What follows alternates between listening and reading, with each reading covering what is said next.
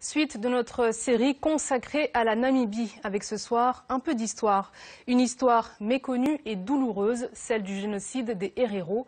Au début du XXe siècle, ce peuple a été décimé par les colons allemands. Reportage de nos envoyés spéciaux, Sophie Piard et Franck Noyetas. Windhoek, une capitale pimpante où la colonisation allemande a laissé son empreinte.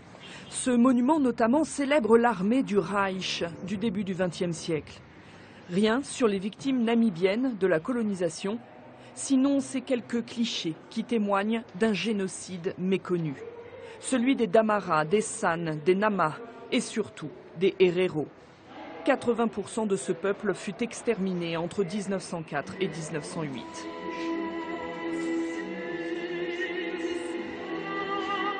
C'était une trentaine d'années avant l'arrivée d'Hitler au pouvoir en Allemagne.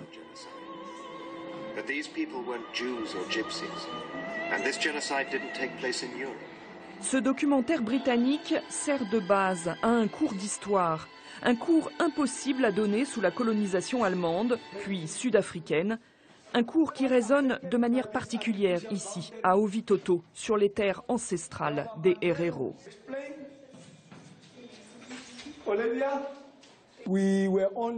On nous apprenait seulement la partie de l'histoire qui glorifiait certaines personnes, celles qui nous colonisaient. Et parallèlement, on négligeait nos propres héros. Ici, des victimes, il y en a dans chaque histoire familiale. Une histoire racontée encore et encore lors des veillées. Torture, viols, enlèvements.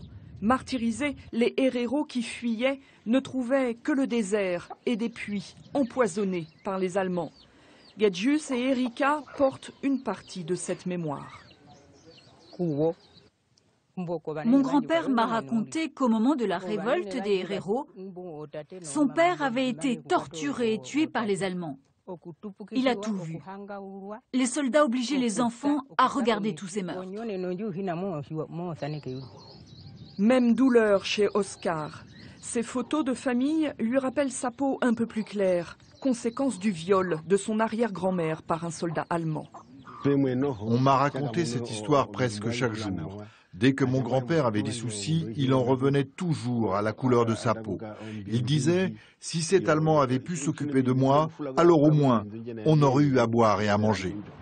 À une centaine de kilomètres d'Ovitoto et de ses souffrances, Windhoek continue de rayonner. Rien ne laisse deviner qu'à la place de ce rond-point se dressait un camp de concentration où des milliers de Herero sont morts affamés.